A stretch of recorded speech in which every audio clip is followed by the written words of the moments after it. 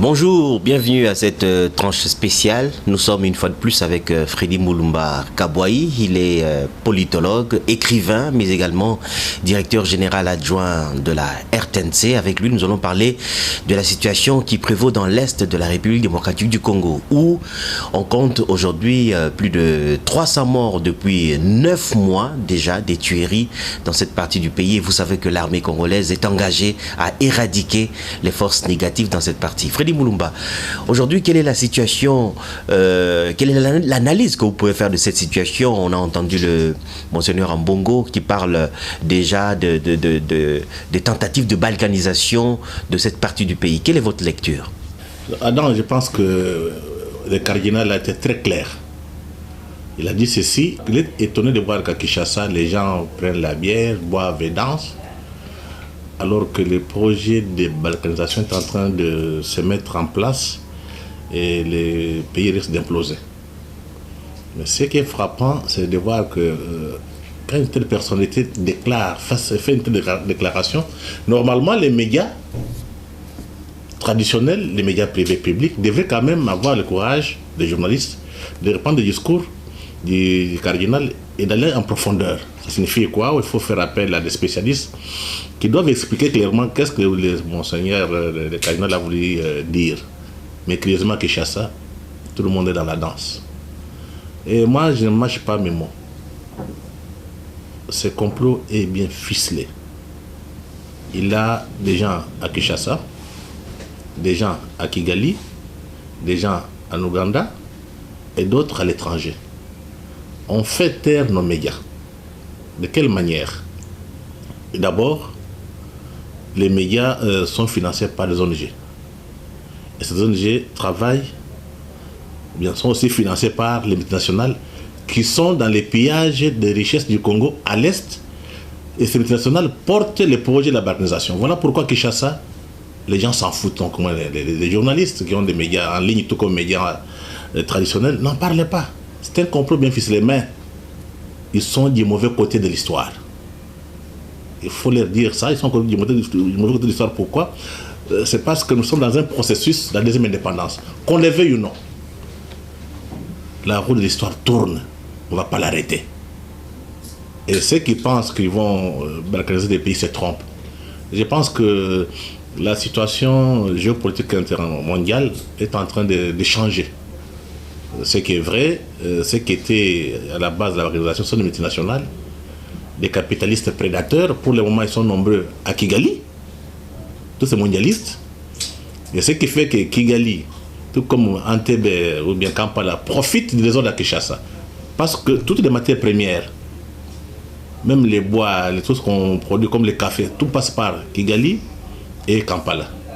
Pour preuve, il y a une entreprise belge qui est basée en Ituri, à Kampala, qui exploite et qui raffine, qui achète et raffine l'or et le Ituri pour exportation. Et vous avez une entreprise anglo-saxonne, britannique, anglaise, qui est basée à Kigali, qui raffine les coltans. Mais on vient aussi d'installer une nouvelle usine de raffinage de l'or. Or, ni l'Ouganda, ni Kigali, personne n'a les mines d'or chez eux, même pas les mines de coltan. Et ce qui est grave, c'est de voir que beaucoup d'Européens ou d'entreprises occidentales sont installés à Kigali. Ils viennent vous dire ici, démocratie, bonne gouvernance. C'est ça que je dis, que nous sommes tellement naïfs. Il faut vite construire un rapport de force. D'abord intellectuel. Quand on dit intellectuel, il faut que les intellectuels parlent dans les médias. Il faut que dans tous les médias, ceux qui ont des idées, qui ont le sens de l'histoire, prennent les choses en main. Parce que s'il y a une information, cette information n'est pas donnée par les médias, elle n'existe pas. Et regarde, il y a 8 millions de morts, qui en parlent? Ni les Congolais, mais par contre, quand on parle du génocide rwandais, Kagame a mis des moyens. Pourquoi Kinshasa ne parle pas de 8 millions de morts? C'est la question. Ce sont nos morts en nous. Pourquoi les élites politiques se taisent? Sont-elles complices ou pas? Voilà pourquoi ce qui s'est passé à Beni doit interpeller tout le monde. Vous avez vu plus de millions, on peut 5 à 10 millions de gens de Beni étaient dans la rue pour dire n'acceptent pas ni la balkanisation ni les théories. Et comme notre armée est infiltrée, toutes les dispositions qui sont prises pour attaquer les rebelles sont dévoilées. Ce qui est dramatique. Donc, il faudrait que les élites prennent conscience, s'organisent et qu'ils comprennent qu'il faut prendre rendez-vous avec l'histoire. Ceux qui ne prendront pas rendez-vous avec l'histoire seront jetés dans la poubelle de l'histoire. Oui, mais ça fait 10 ans que vous tenez le même discours, 10 ans que vous interpellez l'élite politique à prendre conscience. Mais 10 années passées, à faune, vous criez dans le vide. Pourquoi cette insouciance de la part des élites, de la part des dirigeants?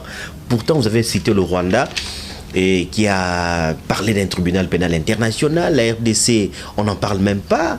Et qu'est-ce qui se passe aujourd'hui? Cette question de l'Est est devenue, par contre, un fonds de commerce pour certains hommes politiques. Oui, Adam, je pense que l'histoire doit nous aider.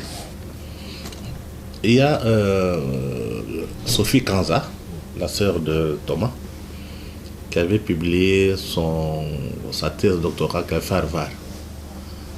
Et dans sa thèse, elle est arrivée à une conclusion: l'ennemi du Congo, ce n'est même pas la Belgique. Ce sont les multinationales qui étaient à Berlin en 1885. Et si vous regardez tout le monde qui a soutenu la guerre à l'Est, vous allez vous rendre compte, ce sont les petits ou bien les petits-fils de ceux qui étaient à Berlin. Donc dans leur manière de penser, ils trouvent que le Congo leur appartient. Ce qui était à la base de la question du Congo. Donc la matière première, c'est eux. Donc le pouvoir à Kinshasa ne pèse pas. Donc ce sont ces gens-là qui estiment que le Congo est trop grand, il faut le couper. C'est leur position. On ne peut pas les empêcher. Ça nous savoir maintenant où sont nos intérêts, comment il faut se battre. La liberté a un prix. Comme on n'a pas l'essence de l'histoire. Parce que si on pouvait se rappeler ce qui s'est passé juste avant l'indépendance. Quand l'Amérique a pris la leadership mondiale, après la Deuxième Guerre mondiale, il a poussé à ce qu'on démobilise, pardon, qu'on décolonise. Et les mouvements ont commencé à partir de chez nous à partir de 1950, avec le manifeste Labako, qui a publié en 50, en 54, il a publié un deuxième, en 55, 56, c'est le manifeste de la conscience africaine, et en 60, on est devenu indépendant. Ça a pris combien? 10 ans. Donc moi j'ai dit, nous sommes dans le même processus. La fois dernière, donc la première indépendance, c'était une indépendance politique. Maintenant, c'est le contrôle de nos richesses.